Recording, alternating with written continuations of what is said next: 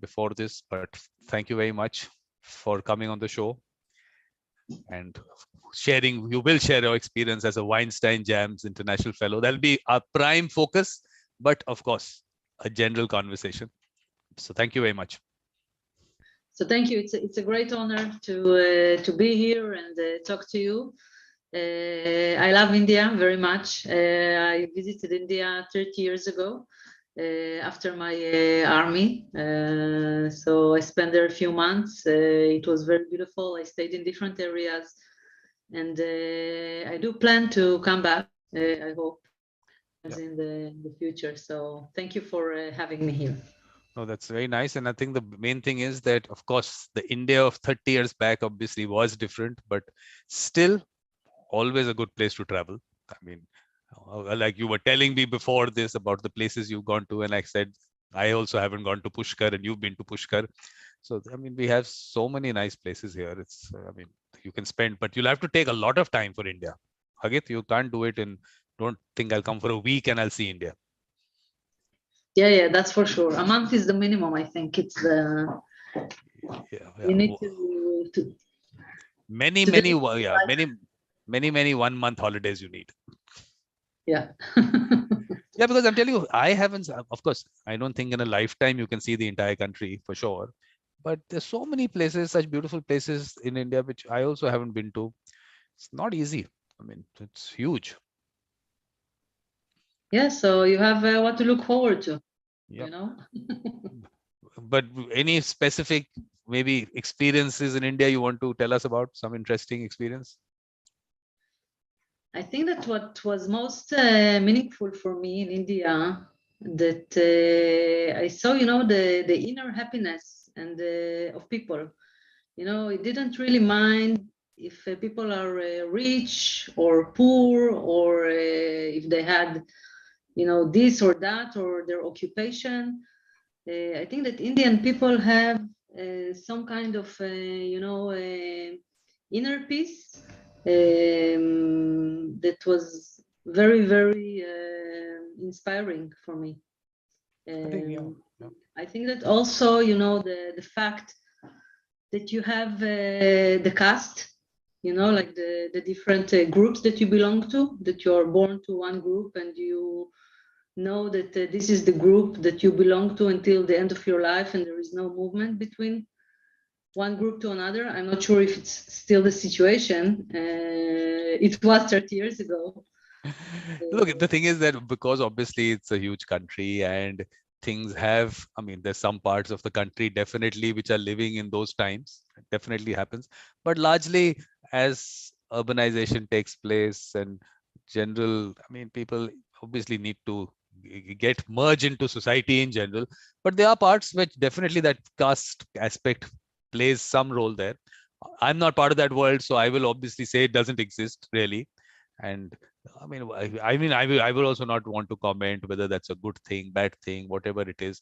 That's the way it was, and whether it was actually understood as the right thing or not. I mean, people understood that concept. Was it just different occupations that people were doing, and or was it that you were supposed to be born into it, or did that change over time? I mean, there are lots to discuss on that part. It's a whole topic by itself.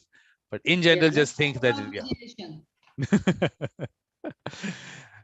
but I will just think that of course 30 years definitely for the country also. I mean, we were in terms of liberalization that took place, that changed a lot of things, because whatever materialism comes into society, materialism changes the whole way that society is structured. Maybe the things have definitely changed, but still the beautiful parts are still beautiful parts. So you come for nature and of course interaction with people, which we were just discussing, that when you came in as a group of young people living together and interacting with each other. But now you'll come in, like you were saying, come on your own, explore the country and interact with people. I think that's important. Yes. Because I actually, when we travel to places like Manali, and you get Israeli food to eat, is because you people came in large numbers. That what is that? Shuksuka? What is that? How do you pronounce it? Shakshuka, yeah, it's an egg with like tomato sauce. It's a very common dish in Israel. Yeah.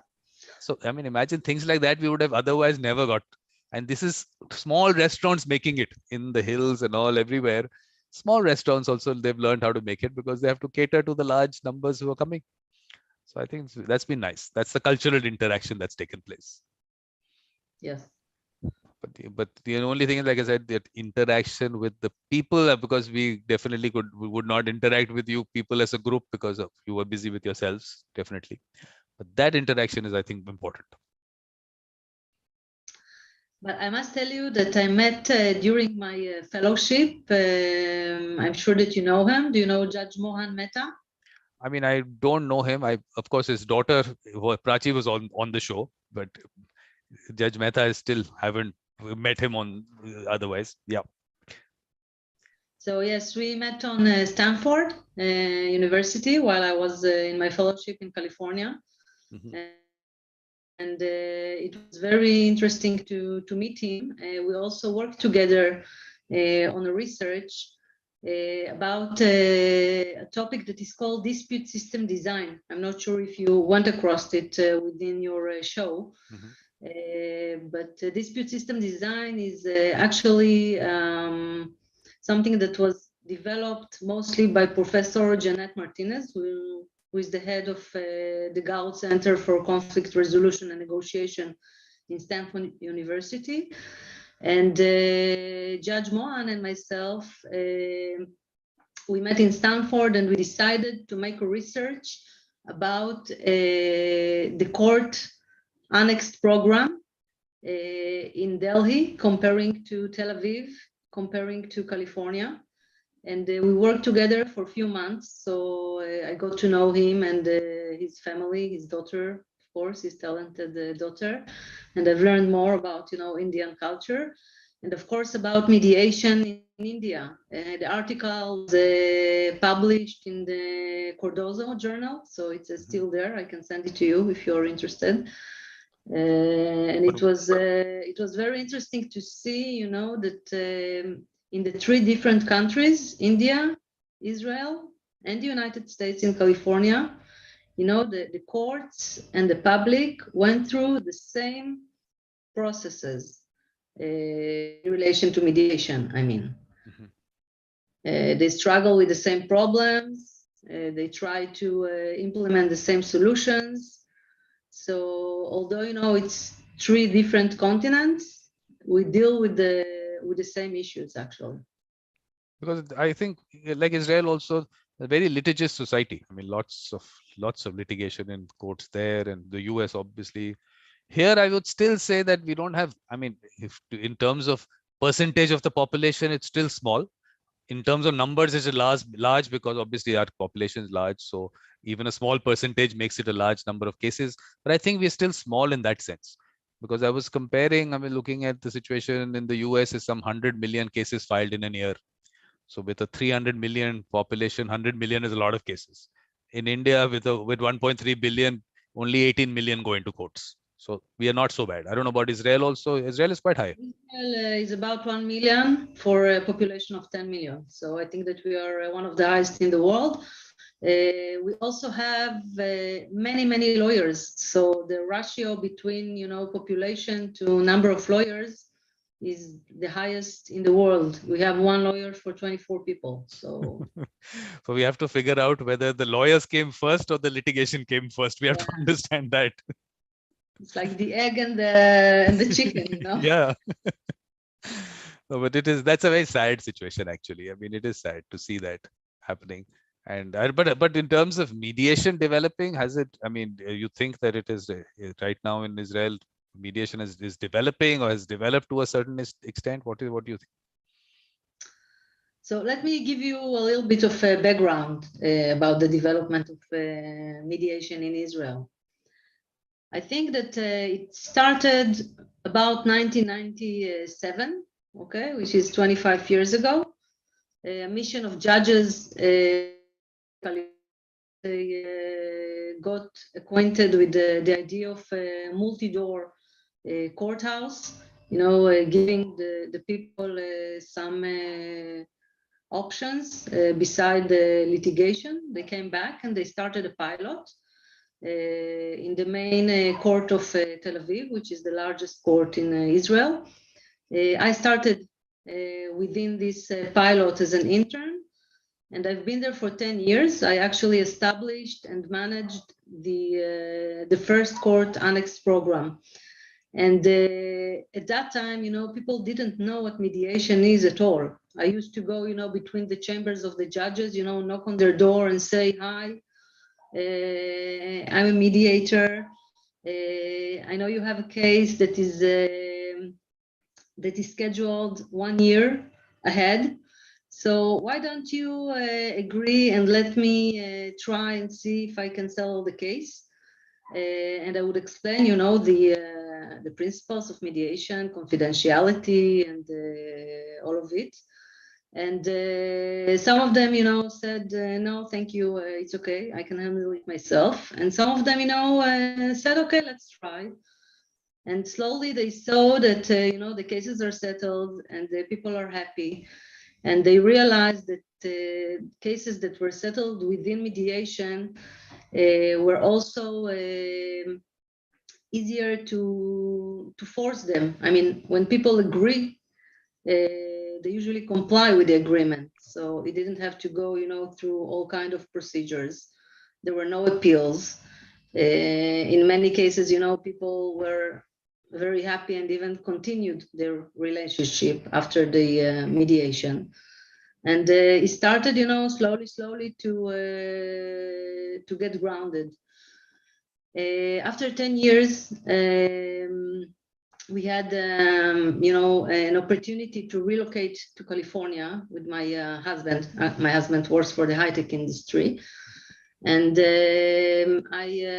we relocated to California, and I was a research fellow in Stanford for a couple of years. That's where I'm at Judge Mehta. That's also where I got the connection to the Weinstein Fellowship. And while I was staying in California, I shadowed many mediators, Judge Weinstein, of course, which you met and hosted in your show. I watched your very interesting conversation. You should have also come for the show. You should have dropped in. I did say that all JAMS fellows should drop in for the show. I had sent out that message.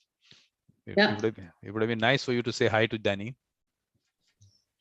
Yeah, so Danny is my godfather. I admire him and appreciate him, and I think that he has done something that will influence, for the generations. It's really amazing. It's and very, very special. So I was in my fellowship. So I was out of the country for 4 years. And when I came back to Israel after 4 years, the situation was completely different, because the legislation has changed, and there is mandatory pre-mediation session that people have to go to.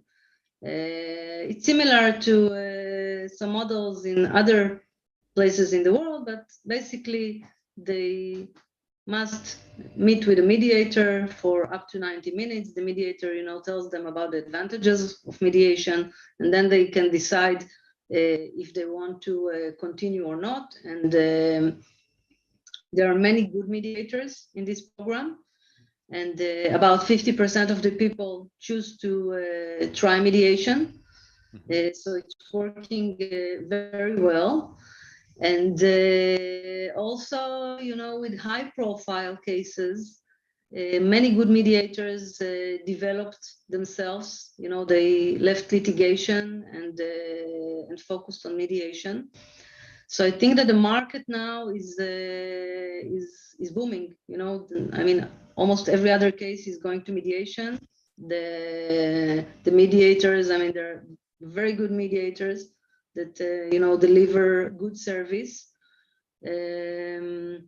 So it's rooted, definitely. But then the mediators that are they appointed by a mediation center in the court in the court cases, or is it something that the parties choose themselves?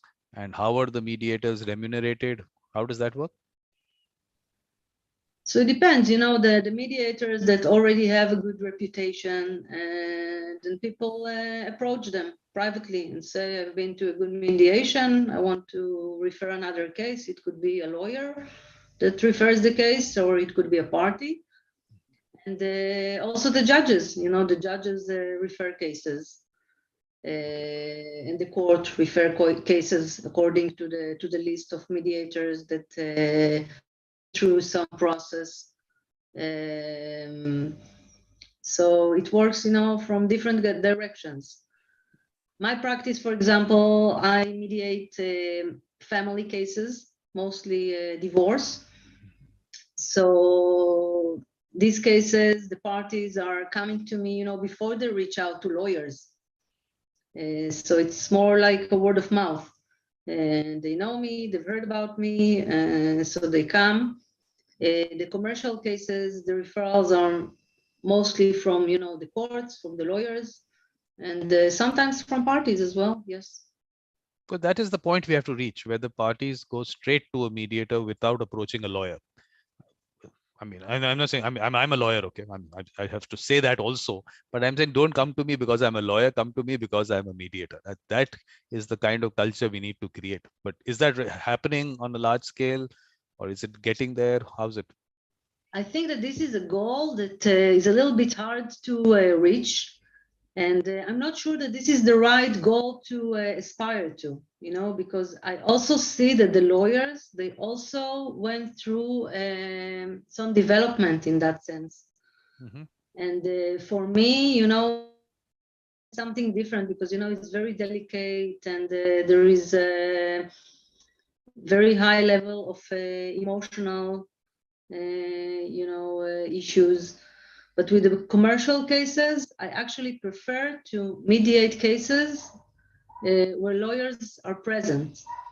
I think that mediation advocacy is a new field that is developing. It hasn't been developed. They should teach it as a mandatory course in law schools. And lawyers, need to learn more how to present their clients in mediation to meet their best interest. This is an area that can be developed, but I think the ambition to move the lawyers out of the way, I'm not sure that it's necessary, because I think that many of them are helping the process and supporting it. But the way I'm looking at it from the Indian perspective is that, look, for the lawyers, if there is a large enough mediation market, so they know that, okay, if they get clients into mediation, they will still get remunerated on a larger scale. They'll push it there. But today, the money comes in from litigation. Mediation is not giving enough money to them because people, of course, for them to even value mediation. First of all, clients also have to value mediation.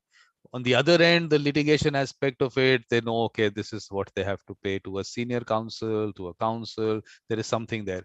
On the mediation part of it, outside the court system, not much has happened here. So that's why I'm saying maybe it's a little different there. But because to reach that maturity, where lawyers get involved in the process, where they actually assist the process rather than becoming an impediment to the process, I think that takes some maturity in the market. It takes its time. So maybe in Israel, maybe there is, we've reached that point. But today here, I see them more as an impediment to mediation outside the court system, because I only work outside the court system. I have nothing to do with the court system, and I criticize the mediation in the court system, because for me there should be no connection between litigation and mediation. They're two different areas of practice, and connecting them and having some way pushing parties towards it has devalued mediation. And then on top of it, at least in India, because the mediations that happen in the court system, happening mediation centers in the court system, mediators get close to nothing. Parties get it for free, kind of situation. So in that kind of a situation, why would they value it? How do they value it? So those are issues that I have against the whole court system getting involved in mediation. I mean, of course, your views, you would have. I must tell you, that here there is also, there is also in the court free mediation, with mediators. And on the other end of it, there are mediators here that charge about I say the highest of it would be about $800 per hour, okay, per mediation hour. So it really depends, on the cases, on the situation. I think that it's good to provide mediation services to a public that cannot afford it. And some cases are, high-profile commercial cases, and in that cases, they need someone that can deliver, the solution, and they're ready to pay for it. So there is a space for all of it, for all the range. But that's what I'm saying. I think as the market matures, but the problem is, I'll tell you, I had that symposium I organized in which Jeff Kitchawin from the US, he's a very senior mediator there. We made a very interesting distinction. He says in the mediation center, whatever is happening in the court system in the US, the word used sometimes is pro bono, but actually it's free because everyone gets it. So even if you can afford it, even then it is the mediator again gets a very nominal amount. So it's what you are saying, that okay, parties cannot afford it, then some people can volunteer to be pro bono mediators in the court system. Maybe that's one way of looking at it, that it can happen, but not for the general public. Right now it's happening for everyone across the board, and has been happening for years now. So it's devaluing mediation and mediators, and I have a big problem against that, because finally it is okay, whether it's a profession or not, that part of it we can discuss because I sometimes say, look, it's a way of life. Is it a profession or not? Let's discuss it. Let's debate that. I'm open. Okay, we're open to that discussion. But in general, how does a person practice as a mediator when the competition on the other side is free? If it is competition, but really, like you said, it is not really competition, because you have to reach a point of, again, maturity of the market, that you understand these are good mediators and we have to pay for this good person to be a mediator. The only thing, because of the large number of cases that we have, litigation is so well paying for senior counsels here. There are senior counsels who charge $30,000 for one hearing. So even that hourly rate that you're talking about, for them is nothing. So if these people who look at aspire in terms of the legal profession, that's why aspire in litigation. Because at least you see $30,000 an hour. You might not get it, you might not be at that level, but everyone thinks they'll get it. So that part of it, litigation keeps developing. On this side, it is free. Mediation is free. Mediation is supposed to be free. Parties, I don't know why we keep thinking for the parties, they are in dispute. We don't tell them to be in dispute, but once they're in dispute, they better pay for the mediation if they want it. So there is, the court system has not done justice to mediation and mediators. It's been nice way for getting your backlog off, but I'm not interested in your backlog. If you are not efficient, it's your problem. But why hit my profession? I'm using the word profession again. Why hit my profession? Why give something for free when people should actually value it more than the court system? Because court system hasn't delivered. You are denying justice, because justice delayed is justice denied. So they should not value you, but no, they still will not value mediation because you give it free. I have this problem. Yeah, I see what you mean. And also, with this program that we have in the court that I told you about, the mandate, for now the mediators are actually funding the program, because these 90 minutes are for free. So it's something, that is probably a problem also here still. But, I believe that within time, especially in this generation and this time that we live in, that, the information is really out there with the internet, and people, are more connected, and the information is easier to reach to. So I think it's a matter of time, that people will understand that it's a service like any other service, that if you want to have quality mediator, then you have to pay for it. Hagit, the problem that I see how things by this whole cycle continues is because on one end, to get good people into it, finally, this Maslow's need hierarchy theory, that you have to get your basics. Now, if the person is not getting the basics, Why are they going to look at this as some area of their practice? So the good people will get to, if they are getting a better remuneration somewhere else, getting better fees somewhere, they'll go there. So the good people might not come in here. Now, what two things can happen. One is someone has so much passion that it doesn't matter. I don't want to get paid. I am willing to do it for free. Passion. Okay. So they'll maybe not full time, but okay, part time, they'll be in the court system and they of course will have to also practice something else because finally they have to put food on the table. Yes, but they will compromise on that, thinking that okay, at least we're following the passion. Damn good. That could be some people, but otherwise, very interestingly, there was this particular court in India where this court system there, where the mediation started there. In that court, this person was telling me, I was asking about how the mediation center is doing and all. She said, if you give peanuts, you'll get monkeys. I mean, to make a statement like that, I mean, it's serious. That means if she's saying it, practicing in the court, imagine what about the people who are connected to that? I mean, even the parties who come in for that, what kind of an experience they're having?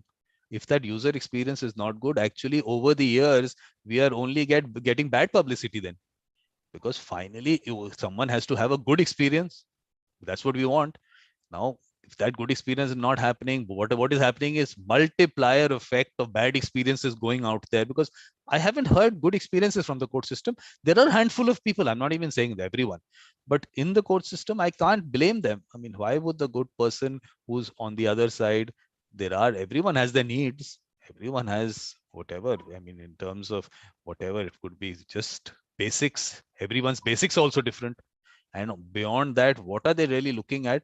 So I feel it's disservice to the greatest extent. And you've pushed me into this. I like to stay away from this because I have a big issue with this. Big issue. See, I can sense your frustration, and I understand it. I must say, I mean, here many of the mediators, within the court program, not many, but a lot of them are, mediators that made a conversion from litigation, or it's like their third career, so they don't really, need the money, but they like the idea, and they come with a very extensive life experience, so they have a lot to contribute, and the system, takes advantage of it, and it does hurt the profession. I agree with you. Because I did both ways. It affects another way, because again, I will quote what Jeff Kitchavin was saying in that symposium. He says, look, he also put his name in the court system, that okay, I'll get matters from the court because lawyers are the ones who finally control it in the US. So I'll be recognized by the lawyers and then I'll get private work. That was the hope when he put his name there. Yes, he was picked up and those lawyers used him, but part of the court system. So he was not getting paid kind of, I mean, it's a very nominal amount what they get. So he actually asked those people, lawyers, look, now you've used me enough here. Why don't you give me some private work? They said, why should we give you private work? When you've put your name here, we will use you here. So he, of course, moved away from the whole thing. And then recently he was talking to the Beverly Hills Bar Association, and he was talking about his experience there. And he said, look, when I come to this association meeting and everything, and he talks to the mediators, he sees a new lot coming every year. And his concept in that is that one lot comes in, again, thinking that they will be recognized, they'll get work in the court, private work after that by the lawyers, and of course they'll be able to develop a practice. That doesn't happen. They get disillusioned, they move out. But there's another lot who comes in thinking they will be recognized. And for the mediators, nothing is happening. The lawyers who are controlling the process and making money out of it, they're doing their job. The court, the backlog is whatever little bit, whatever way it's getting out is getting out. But what about the mediator? My focus is on that mediator. Why is that mediator being totally forgotten in this picture? That is the person everything is revolving around. If you don't have a mediator, where does mediation happen? But we are not focusing on the mediator for some reason. I don't know why courts are getting away with it. I think the judiciary has enough of a say in things in the country, so they can tell the government, look, we need legislation. In some way, we need to push out things to mediation, be it in the first meeting, be it first, whatever, first session, two sessions, whatever you any kind of legislation you might talk about. But how does that really work? I mean, I really feel that either the mediators don't get together and say, look, we also have some, we have to have some standing in terms of a profession, if you call it a profession. We have to have some say in the matter. But just because they're nice people, they don't say anything. So I don't know about your view on that part. I think that maybe we should talk about more optimistic. Yes, exactly. Yeah. With me, you never get me into this discussion because it always goes this way. So, Hajit, Yeah. how did this whole jams thing come up? I mean, how did you get into this? So, as I mentioned, I met Judge Mehta in Stanford University. He was already a Weinstein Fellow, and he told me about the program. And he thought, and then I thought, it can be a good idea to try and apply. And I did apply, and I was accepted. And it was, I must say that it was a life-changing experience for me. Because I also, I got to know practicing mediators in very high level. I did a lot of shadowing in San Francisco in the center with Judge Weinstein, with Judge Westerfield, Bruce Edwards, and others, other, very high level professionals, mediators. And I also, understood that mediation can develop to different levels. At the time in Israel, we had only few centers. The commercial mediation was not very developed, and it actually gave me inspiration. I'm a Weinstein Fellow. You can see my shield here since 2010. So I was one of the first fellows, and since then there are many fellows that joined the group, and we are working together on different projects and learn from each other. So it's like a huge network of ADR professionals in different parts of the world, and it's amazing. It's like a family for many of the people. And I feel, obliged to develop it and to make an impact on ADR in my country, since I was accepted to this unique program. But at that time when you applied, there was some plan that you had, because normally now, at least, I don't know what they were doing there. Right now, they ask you to give a plan as to what you're going to be doing in your country and what you're wanting to study. So what was that plan that you had at that point of time? So at the beginning of my career, as I told you, my focus was on dispute system design, because I was the manager and actually the founder of the first court annex program. And this was my main focus, and my application was focusing on that. I thought that it would be a good platform for me to make a deeper research about dispute system design, and also about the process design, the different styles of mediation. We know that there is the evaluative, the facilitative, the all kind of different mediation styles, which I wanted to learn. And this is what I actually focused on. I mean, being in Stanford and learning more about dispute system design. I must tell you that now it's 10 years after. My focus now is actually more about the well-being of the mediator. I can say that the general resolution would be dispute system design, which refers to large entities like the courts, or even commercial entities that want to implement some kind of dispute system design into their daily routine, with the legal department or with the HR. And then there is the process design, which is, when people are coming for mediation, then you need to help them to design the right process for them.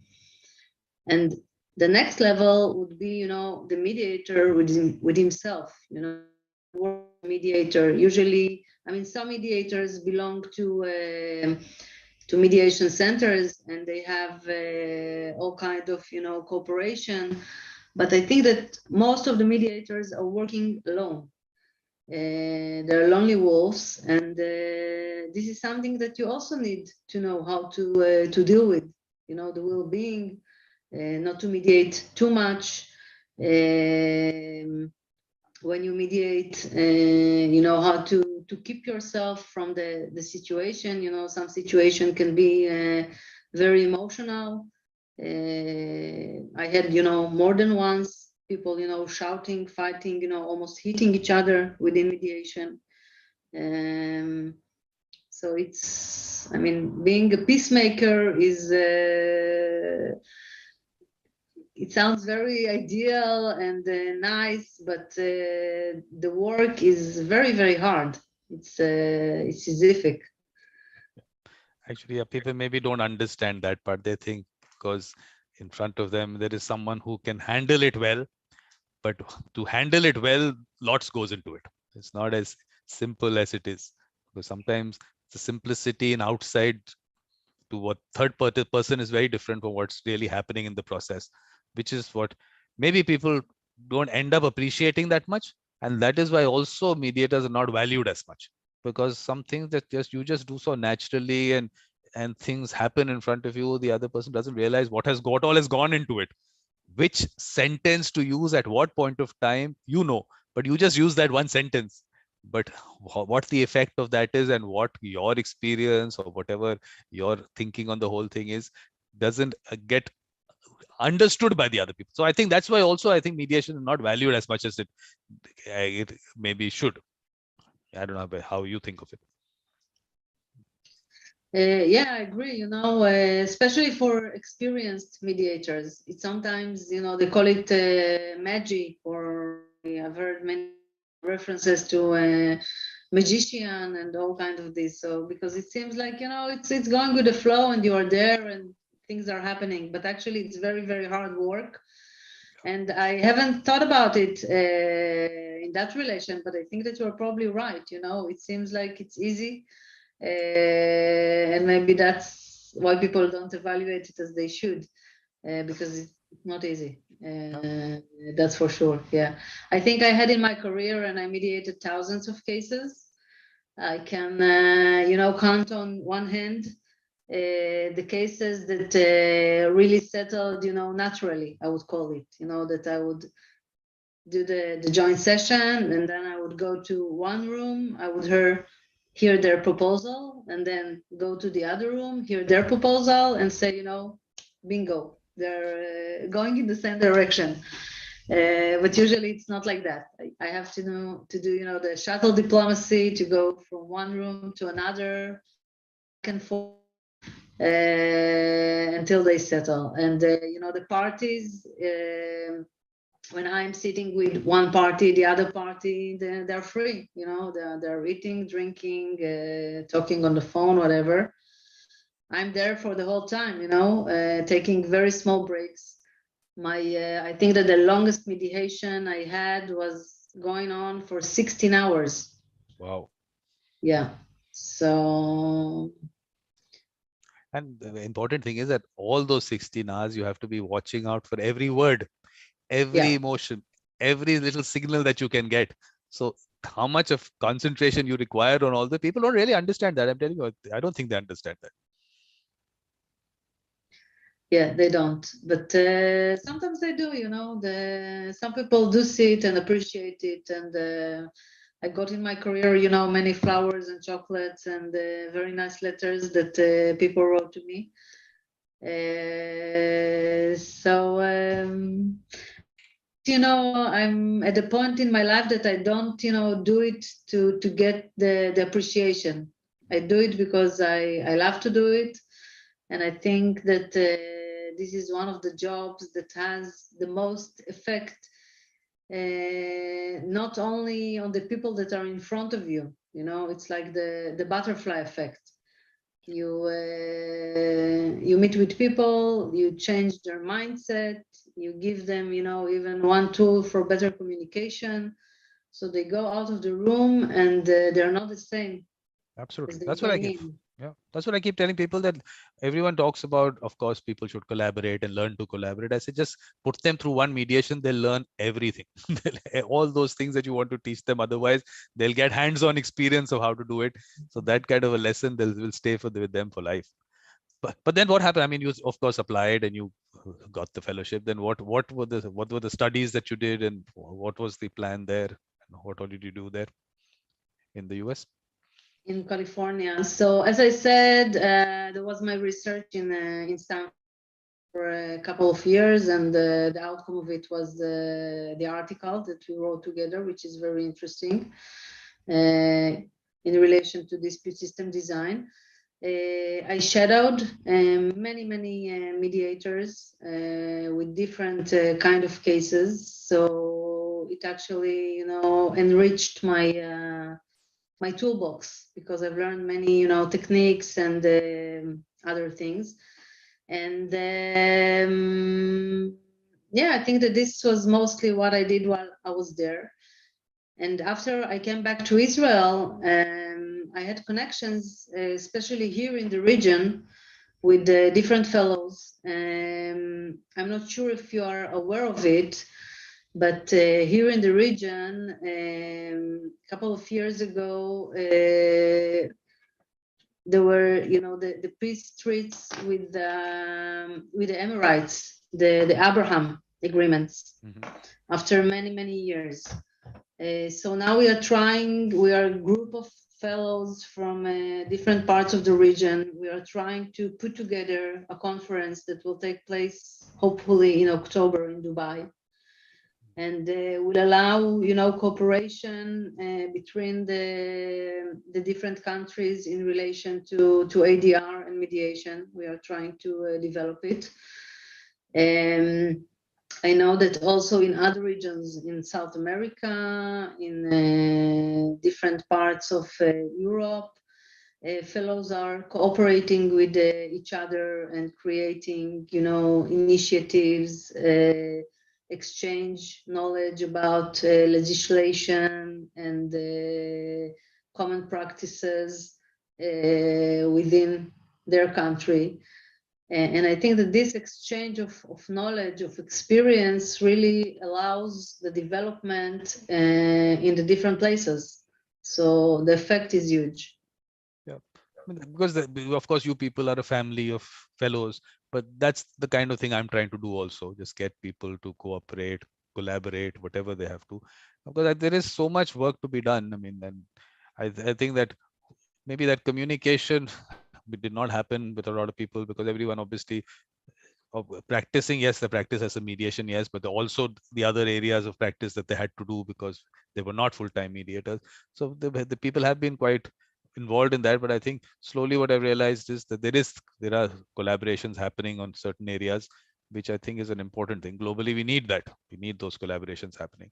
And I think within countries also, because within countries also, to get people there, I mean, mediation, like you would also say, it's a wide area. Lots of things have to happen in terms of mediation. It's not just the way I mean, one is dialogue in general, to facilitate dialogue in general. The role of mediators, there's a larger role to play in society.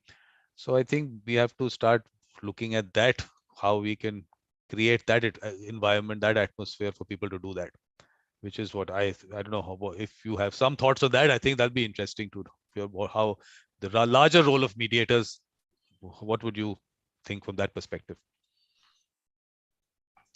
Like connecting mediators to each other, you think? No, what is the larger role of mediators in society in general? Have you ever thought of that? What role they can play? For one is, of course, the mediations that they do, but in society, is there a larger role that they have? I think, you know, being a peacemaker is almost the highest level of, you know, spiritual practice. And it works, you know, within ourselves, whether you are, you know, making peace with the conflict within yourself, or whether you do it, you know, with your family and your close friends, or in your kids' school or community. So, as you said, and I agree with that, and this is something that many mediators agree with, is mediation is a way of life. And I think that as a mediator, if you choose to become one and dedicate your life to peacemaking, then necessarily it affects every area of your life. I mean, everywhere you touch, you actually bring that energy. I, for example, you know, I was teaching in my children's schools mediation course, you know, for the children to know those tools when they are young, the communication tools, you know, understanding, listening, being there without judgment, all kind of things that we as mediator use daily, but most of the people, they don't have, you know, the access to this knowledge. So I think that that yes, just, you know, spread it out as much as you can to everyone you know, everyone that you are in touch with, everyone that you communicate with. And even if we think that, you know, things are not changing and that we are stuck or whatever, it happens slowly, and the change is happening for sure. And we will see maybe the effect of it in years to come. But it's a good investment, you know, because we have. I mean, I have children, and I do think that the world is, you know, without mediation is not a world that I want them to live in. Because what I've been trying these days, what I'm trying to do, my focus is that let's identify those with the mediator mindset. Start from villages, communities, families. Just identify those people, because these are the sane voices, the reasonable voices. They are fair, they're impartial. These people will play an important role in their communities, in getting that dialogue happening within communities for a lot of things. It could be between the communities and the government, could be, or in general, wherever there is some kind of a, I mean, it doesn't have to be, everything has to be a conflict where you have to handle individuals. There are where the community is involved. So I felt that there was a larger role they would play there. So I'm trying to get those people. One is, of course, the mediation world that we are part of. This is the mediation world. But what about all these people who have that natural ability? They're all out there. Bring them out and to be valued. I mean, society hasn't valued them over history. According to me, they have, just because they do it so naturally. Maybe I don't know however that is. So I just want people to even value these people, bring them out, and make them part of whatever communication has to happen for the community. Make them part of it, because what is now happening on the other end is you have the politicians who come out of communities, but that's a totally different way of even looking at the community itself. You have to divide the community, because if you have to be part of politics here, these people will unite communities. So I think they have a much larger role, and but to be able to get the right people out.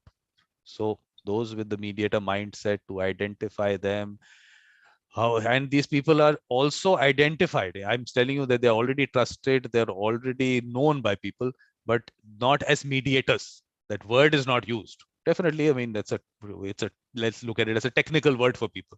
So I'm trying to disassociate with the technical aspect of it, more as to the process. Talking about the process is simple and nothing much to it. What is it? A third person who's assisting you in resolving a dispute and doesn't have the authority to impose a solution. That's it. As simple as that. So to connect them to that process, I am take those people forward. How they can make it their livelihood is what I want to focus on, because these are the people we need out there. So I don't know. Yeah, and I think, you know, that what you're doing the podcast, the show, it's a huge contribution to that direction, you know, to keep it in mind and to spread the word out there, and to make people realize that you know, being a mediator or a peacemaker is something of value. I mean, I really can't imagine the world without mediators. It's here to stay for sure. Yep. And the development of it is very much about, you know, the media that should also include more references to mediation, and people that experience and talk about it, and tell about it to their family and their friends about their experience. And so I think that it's just a matter of time before, you know, the recognition. And I must tell you that, you know, personally, I don't need it that much. I mean, I wake up in the morning, I do what I love. I know that the people that I work with the same day, they recognize it, they understand, you know, my contribution, and it's enough. It's not, I mean, you change the world in very small steps. It's not a revolution, it's evolution. Okay, so it's evolving slowly, but it's going to happen because there is no other way. I mean, in Israel, for example, 98% of the of the cases are settled without, you know, a judgment.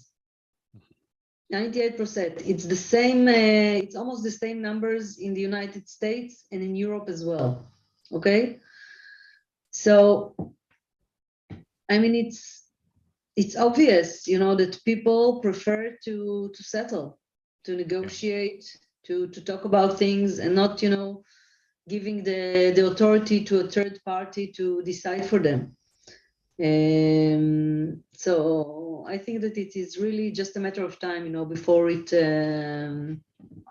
will be grounded and rooted in a way that will be also recognized, you know, by the by the authorities. Yeah. So interestingly, you use two things. You said it has to be small steps. You have to look long term, and you said about evolution. This is what I have put out as my vision 2026 for mediation. So it's evolution of mediators and mediation, and it's 2026. We're not in any hurry. Let's take our steps. So this is a part of that. I'm telling you what has happened. Part of that is I've put out certain topics of discussion around it. So culture and traditions is one. Then another one is heart, soul, and spirituality, which is another. This one is with Michael on 9th of March. So there is this, I'll just show you the other one, which is heart, soul, and spirituality, which of course is supposed to happen tomorrow, was happening day after. So let me just show you that. This is not happening. This was supposed to happen earlier, but now it's happening on Friday. But I'm just saying this is that other topic, heart, soul, and spirituality. So similarly, I put on my website some topics, which I will also put on social media and have discussions around that. So where do culture, in terms of culture and traditions, I had that symposium, which was in August and September, with almost 100 speakers from more than 40 countries talking about mediation in our culture and traditions. So that is one topic. Decolonization is another topic which I want discussions on, because I feel that colonization has affected dispute resolution in a major way, and collaborative dispute resolution, non-adversarial dispute resolution, definitely. So the court system that the colonizer had created, people think that is the only way to resolve disputes. So that conditioning over hundreds of years to be able to get over that. So we have to start having those conversations with people, because if they are looking at it as the place for dispute resolution, then the basic, the root of it we have to get into. So that's a discussion that we have to have. Then yeah. Well, I must tell you now that with the children, for example, they learn it very, very fast. I mean, in my children's school, after the program that I was teaching there, in every recess they have like mediators. They wear the special, vest for the kids to recognize them. And they know that if there is a conflict that they cannot, settle within themselves, they can go to the mediator and he will help them. So this is, I think, something that we should, that is the vision, for people to know that if there is a problem, there is a mediator who can help them. And I'm sure that I'm not. I don't know if you already spoke to Mushigan. He's a very distinguished fellow. He's actually in charge of the UN program for mediation, the United Nations. Okay. Okay, I can send you his contact details. And what the United Nations said, they said in every case where there is a dispute within our workers, we want it to settle in mediation, because we realize that this is the optimal way to settle conflicts. And they reached out to mediators. Many of them are Weinstein Fellows, but not only. And they said, we want you to come and be within our roster. And whenever we have a problem, we can reach out to you, and you come for mediation assignment and you settle the case. And I think that it works very well. They have mediators from all around the world, and the program is very successful. Maybe you want to invite him. He can speak about it. It's I think it's very it's phenomenal for sure. Yeah. Definitely must speak to him, because that's the thing. Whenever mediation is being used and is used effectively, those conversations have to happen. That what the experience has been on that, definitely. But on the school children, I think this is something which also, like you said, they should be identified and people know whom to go to. But to bring those people out, of course, the children have to themselves put those names out. That's what I want. I don't want the authority figure to say, okay, this will be your mediator, which is something which goes against the concept. So I think the children themselves know who those children are. And the same thing they will take into communities, that who are those people in the community whom we trust to help us resolve our dispute. So they'll bring those people out also. So I think that way from the school thing. But how does it work there in the school? Are the children themselves giving names of those people, or how does it work? When I was asking the children who wants to become a mediator, then not all of them wanted to. I mean, in order to be a mediator, you need to have special skills, special personality. It's not that every person can be a mediator. And it was interesting, I asked the children, what do you think the qualities of mediator should be? So they said, such wonderful things. They said he should be curious, he should be neutral, he should be a good listener, he should give, a good advice, he should be wise. I mean, all kinds of, personalities that not each one has. So let's say that within 30 kids in a class, maybe 10 of them wanted to get trained as mediators, and they just they do shifts within the school, so they can reach out to all of them. I mean, whoever is on duty. Yeah, because I would, of course, ask the children themselves, not the ones who want to be. Whom do you think should be? So that if you just ask that question, they themselves know. Like you said, they also know what those qualities of a mediator are, how they know everything about the process also. They won't use the same words maybe that you are looking out for. They will put it in their own words, however it might be. But they know exactly how the whole thing goes. And I think they are smart enough to also identify the ones they relate to for their dispute. So they know that. I think we have, like I said, created this whole very formal structure and all that. But actually, it's so informal. It's always happening without even using that terminology. It's always happening. I mean, it's not that those children are not doing it, be it in the playground or within friend circles or whatever, they're always that individual who comes up as someone, yes, who actually helps them. So I think that is what I want to connect people to. That this is no rocket science. These people exist. It all happens. Just bring it out. So that's how it is.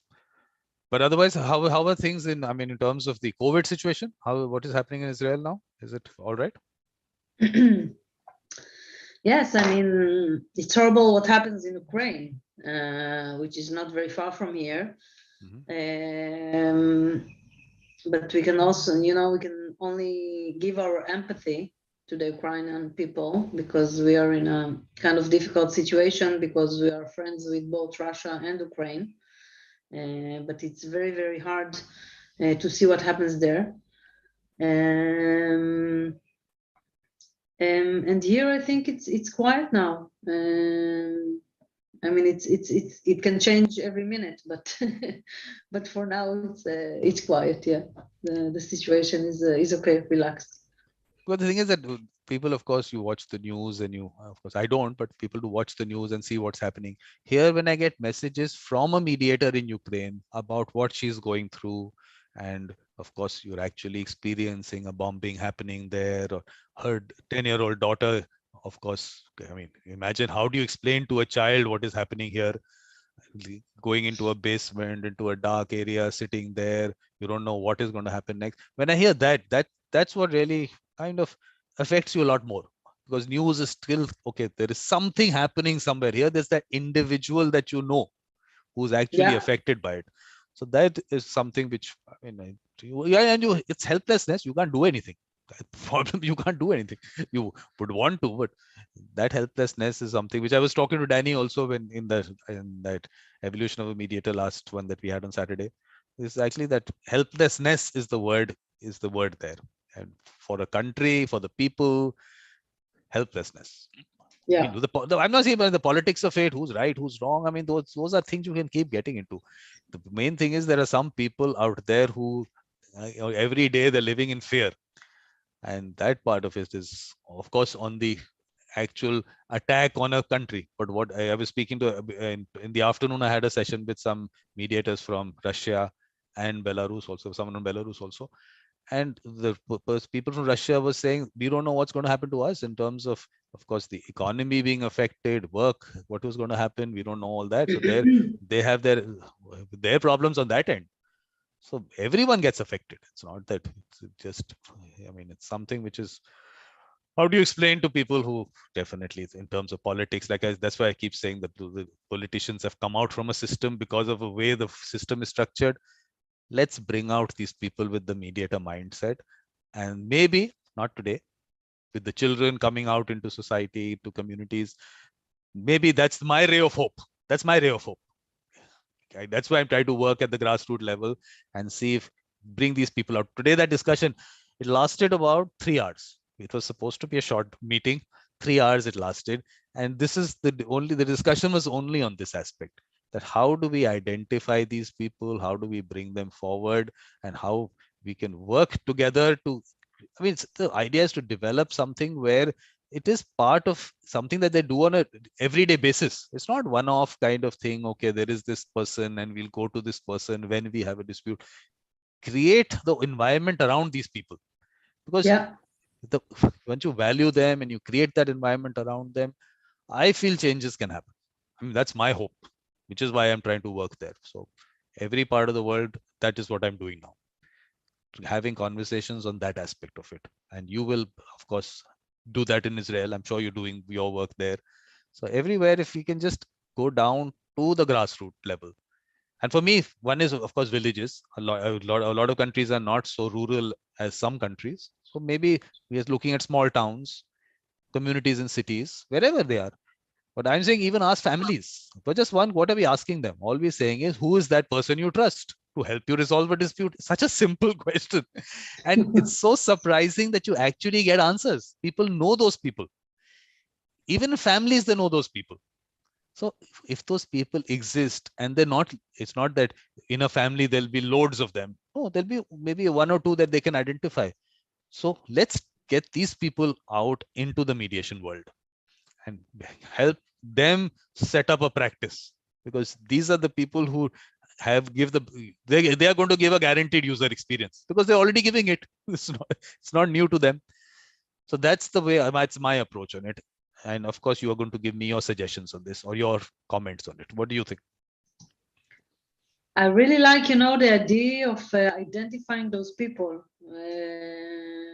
because, even when I look around me within my community, my friends, my family, I mean, there are not many people that have the talent and also want to do it.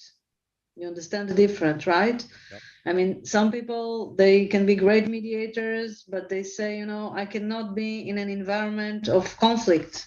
I don't want to be there. I don't want to do that. Yep. And some people, they really want to become mediators because they like the idea, but they don't have the qualities. I mean, they don't know how to listen, or they don't have the patience, or whatever. So I think that your idea of identifying those people that not only to, but also has the quality, and to promote those people and to put them, out there and say, there are those, there is a conflict, that you can reach out to them. Yeah. It's wonderful. And I- I think that this is something that you do within your show. I mean, you reach out to people that are actually practicing mediation. You have conversations with them. You make people understand, better what is mediation, what is the mission, what is the vision, what are the struggles, what are the good things, the bad things. And this is something that you are committed to, and it's inspiring. It's great. It's wonderful. And the best part is I really enjoy it. I enjoy having these conversations. It can't get any better. But like you said, actually, in terms of conversation, today I was speaking to someone who was telling me that, look, I keep getting this thing about your show, but no, I just clicked one and I heard the conversation and I enjoyed it. And not someone from the mediation world at all, but the person felt that it was at least spoken about in a simpler language, which they could understand and relate to. So I think that is where I feel that maybe the message goes out that way. Yeah, and you can never know. I mean, maybe this guy, he listened to your show, and at the moment it's not relevant for him. But then in 1 week, he meets his friend, and his friend says, "You don't know what happened to me. Someone filed this lawsuit against me." And he says to him, "You know what? You should try mediation." And that's the way it works. I mean, it's you can't really know the effect of it. It's not always direct. No, surprising. Yeah, exactly what you said. He called me up. We had this conversation because there was a certain matter that he said this should go for mediation. So that's where the connection will happen. It'll take its time because obviously the word has to spread. But this is the way I feel that at least people let's just start listening about it. At least they should, like you said, you put it in your mind, and tomorrow if someone talks about it, at least you can talk to them about the fact that you should use mediation. So that way, I think, so what you're saying is that is working. It's a good way of going about it. Yeah. And also, I really think that when you're enthusiastic about something and you have passion, then people feel it, and it's contagious. So I think that, every person should be, I mean, in an ideal world, every person should be where his passion is, and where he can contribute most. And you are there for sure.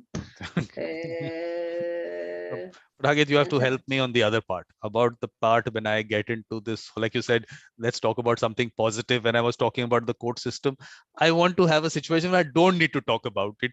But ultimately, I do. In most of my conversations, you'll see I end up there in some way or the other, which is, I also don't like it. I mean, I really, at one point of time, I said that I won't even talk about it. But for some reason, conversations go there. And that is a little bit of a negative aspect, which needs to be discussed. So what should I do? Should I stop talking about it, or should I continue talking about it? What do you think? In general, in conversations.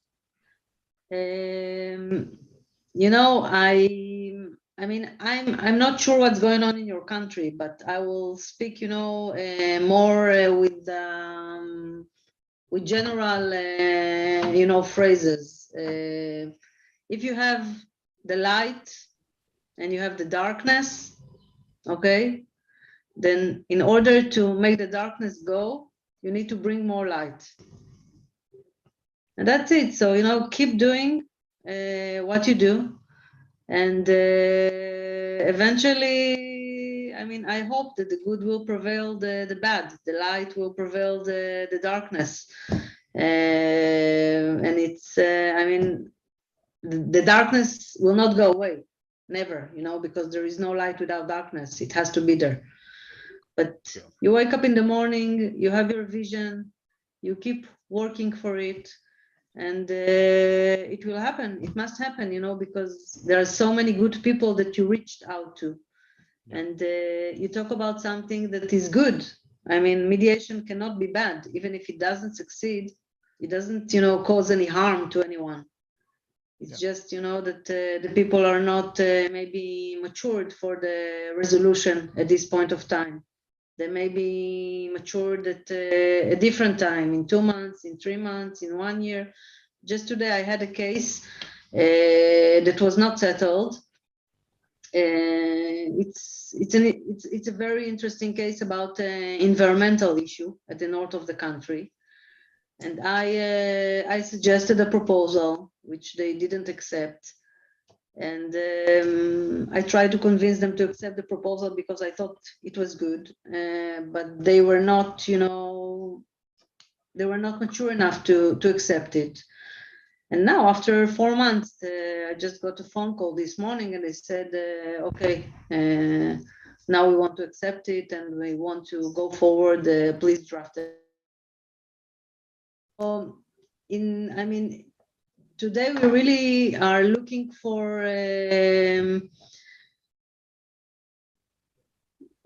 you know, for solution that is instant. You know, you want to do something and you want to see the solution in instant, but it doesn't work like that. I mean, if you look in nature, for example, you plant the seed, and it takes time until the seed blooms, and there is a first leaf at the beginning, and then there is another leaf, and then there is the flower. So that's what you do, you know, you plant the seed of mediation in the consciousness of people.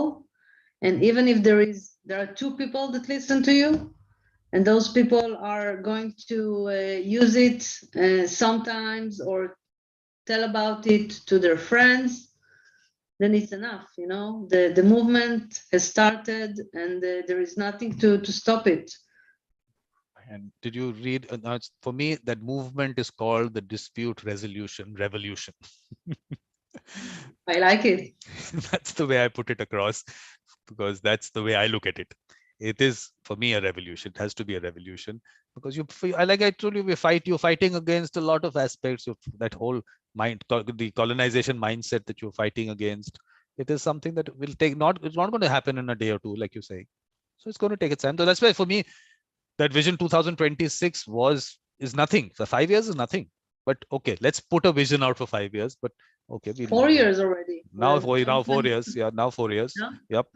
So it's nothing. I mean, 4 years in what? 2 years we've gone through the pandemic. We didn't even get to know. 2 years just went by. So, yeah. So that long-term vision has to be there. So how are you going to be? What work are you going to do with me? Collaborate with me? How are we going to push this vision through? What are we going to do? What are the thoughts that you have? You don't have enough time to do it. I have time to do it, so I will take it forward. What thoughts do you have? So I think, yes, yeah, I can help you reach out to more fellows, you know, to learn from their experience. So you can learn from experiences of different countries and realize that we all, you know, deal with the same issues. Yeah. So that's comforting in a way. And we can also, you know, think about the things together and try to figure out what are the best steps to go forward. Maybe try and get, you know, donations from high-level people that have interest in it, and then trying to promote all kind of programs within different places. What else? I think that it can be also interesting for you not only to have those conversation one-on-one, but try to create panels of mediators from different parts of the world, talking about common issues and trying maybe together to brainstorm and try to develop. And maybe you can also, create a questionnaire and distribute it, among lawyers and stakeholders and CEOs and legal counsels, and also try to figure out what are the needs. Yep. And according to that, create the right solution. So all those thoughts that you are saying, that means you are on the same wavelength as me. It's just that because like you were saying about this survey, which is I already, well, of course, my survey right now is on the in-house counsels in companies. Ask them what's their experience. Have they experienced it at all? So that is going to start. I wrote to one counsel, yes, what are the questions that you think should be on that survey. So I just put that down to someone. So at least we can get to know from their end what they think are the whatever in terms of information that. And sometimes maybe before you send the survey, he didn't even know or even think about the need. He didn't know that he needs something. Only when he saw your survey, he said, "Oh, yeah, maybe it's a good idea to have someone in my organization who is a mediator, and I know that if there is a problem, then I can reach out to him." Yeah. Okay, so within the interaction with the people, within the conversation, new ideas come up, and the reality is changing. So yeah, so it's at least a conversation around mediation. You have a start of that. So at least you're talking about it. So then the other person might not know a lot about it, maybe ask you questions about it. So at least that little conversation starts. So that's important from that perspective. The other, it's not, I mean, not like a question. It's not really a questionnaire. I'm saying just one question. I was speaking to some people from Africa, and again, like this former Soviet Union republics. This only question is, who are those people that you trust to help you resolve your dispute? As simple as that. So I'm saying just through WhatsApp, wherever, just send this question out. Let's get some names. Whatever, it might be a few names. Let's see how many we get. Let's have conversations with those people as to what they are doing and with the people who have benefited from their work. So let's just talk to them. Let's see what is happening, how they look at it. Because one is they've been benefited in one situation. So do they look at this something that they need to promote to other people? Are they promoting it? Are they talking about it? If they're not, why are they not talking about it? So let's just have these basic questions right now. Let's stick to that, because in terms of explaining the process is not difficult. So they understand that. The important thing has been for me telling them this person doesn't take a decision for you.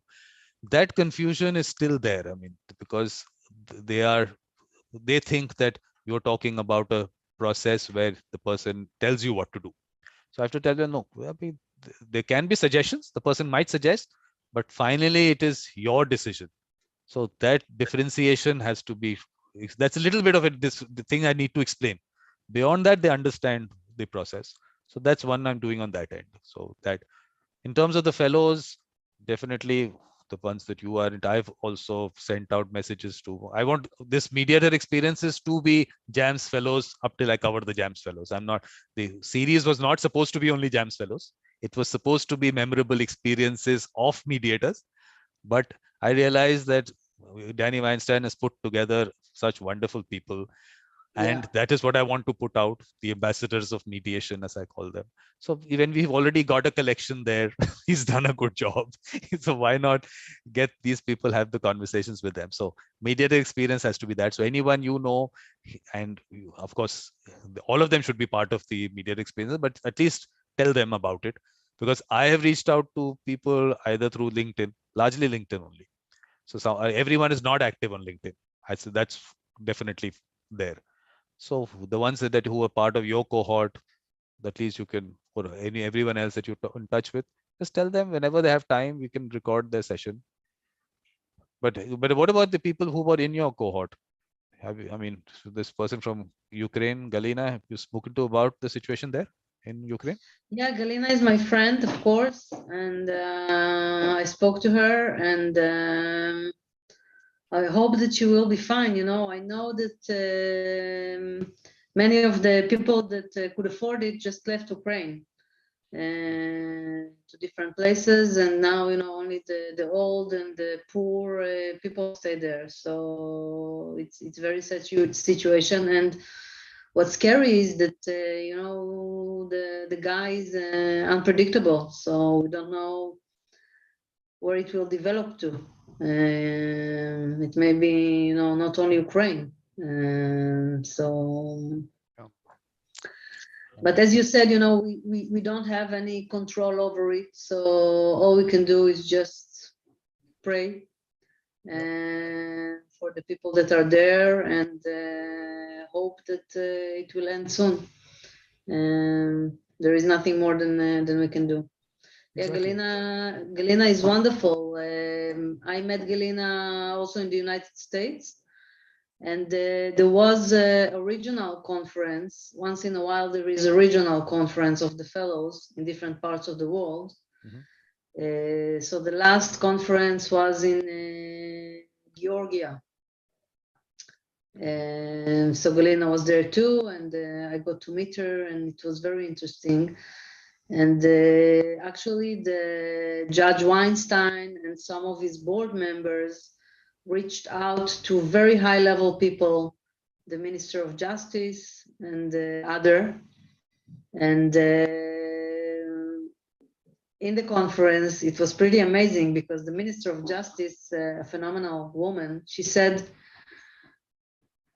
people should first try mediation and then go to court, and not the opposite of it. Exactly. And it's amazing. It's amazing. I must say, what the foundation is doing, reaching out to the others and trying to promote it, and make people understand that there is another way of doing it. But Hagit, how do we reach out to people on mass scale? How do we go do that? How is the mass media going to be used for that? Are they going to, first of all, are we going to have to create a mass reach platform, or are we going to use the existing platforms? How's it going to happen? I think that the media is definitely, the platform to promote it. And I think that in these times, I mean, let's say that 5 or 7 years ago, you couldn't do what you're doing now. Yep. I mean, you had to be connected to a TV show or a radio show in order to speak out and spread the word. Today, you created this show, and you reach out to people and you talk about it, and you publish it, within the different media, if it's YouTube, LinkedIn, Facebook, and it's there, to reach out and get that information and knowledge, and hopefully use it in the future. I guess that if you have, the budget to promote it within the social media, it can help.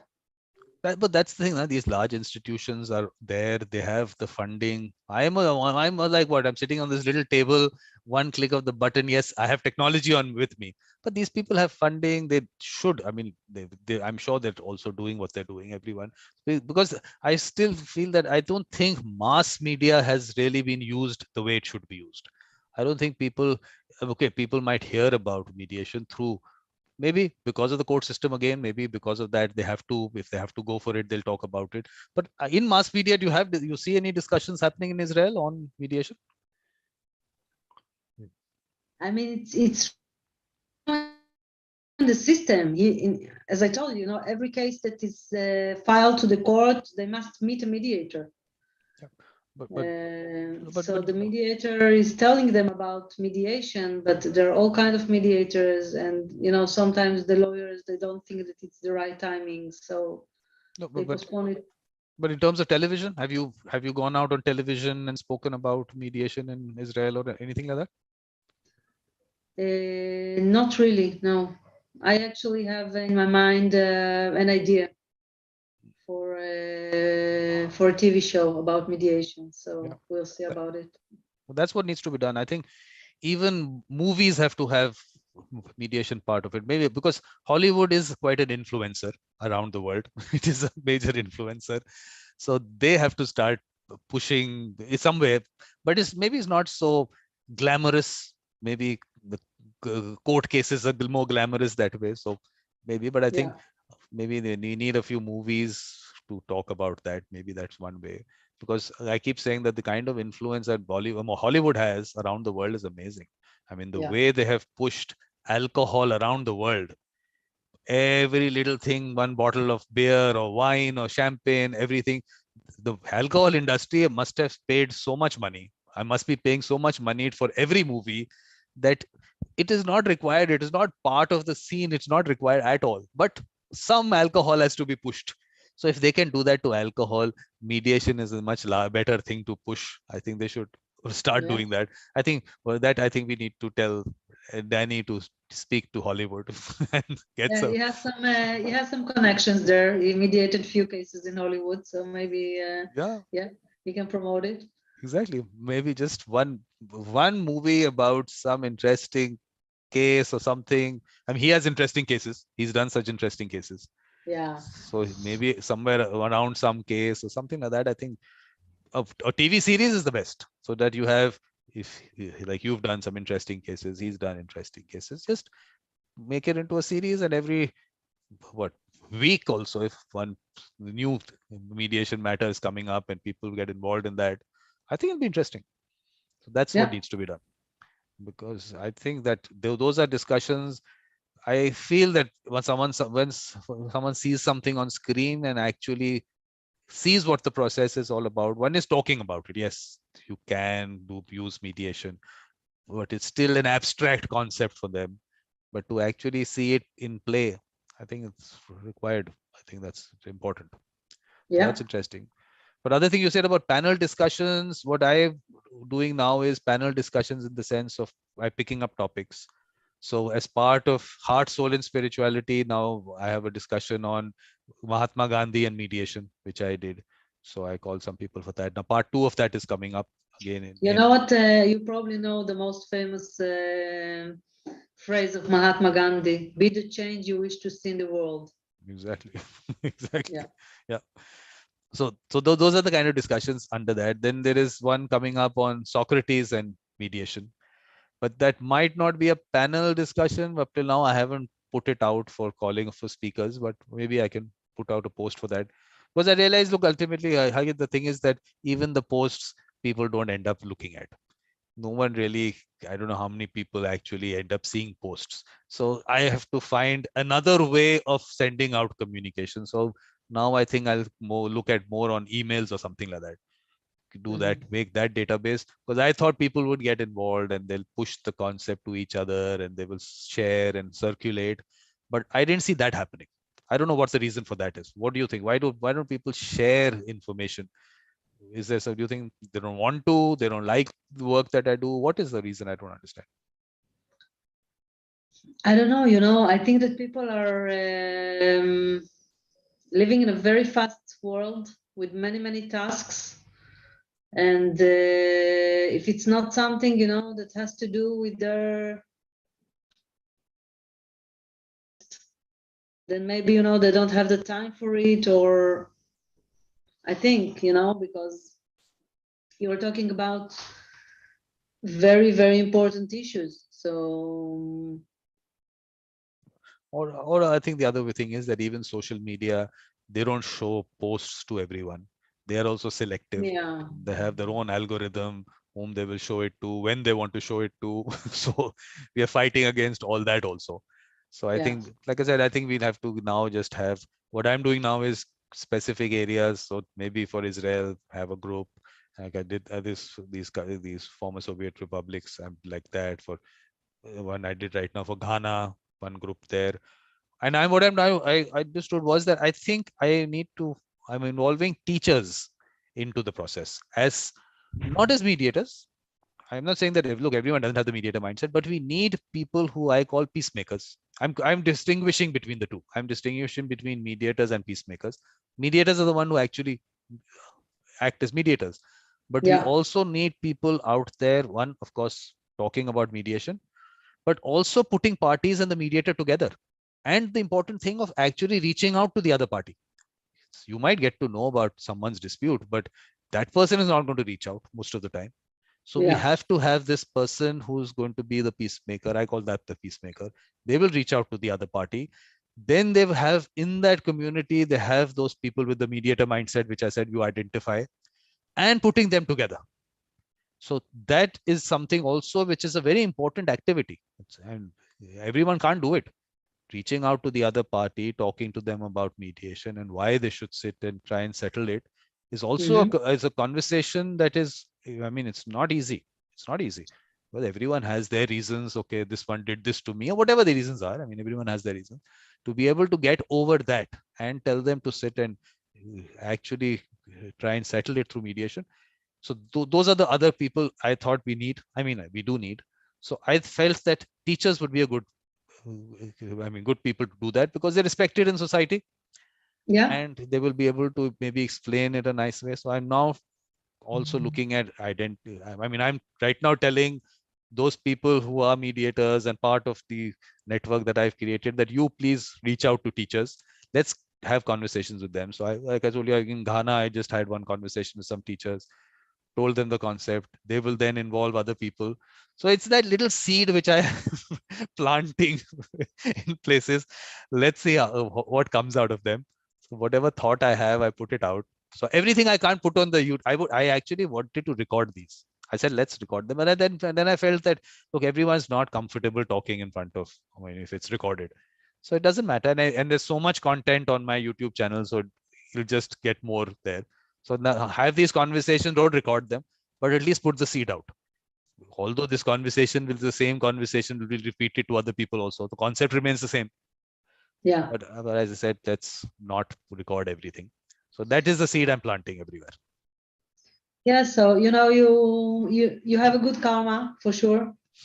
Because you're doing good and the good will get back to you. I believe in it. Yep. It's also the same, with Judaism. So when you do good, the good is coming back, but you need patience. Yeah. That's for sure. Yeah. Thank you so much for inviting me and having this conversation. It was a great pleasure. And if you have any, other interaction in the future that you want me to be involved with, I will be more than happy to help. What I do is I'll stop the live recording here and then I'll take a date for you for the other sessions in terms of Vision 2026. So thank you very much, Agit. Very nice talking to you, and definitely, your thoughts is exactly what I'm talking about. Only thing is I am putting certain things in place, which of course you are going to be involved in. So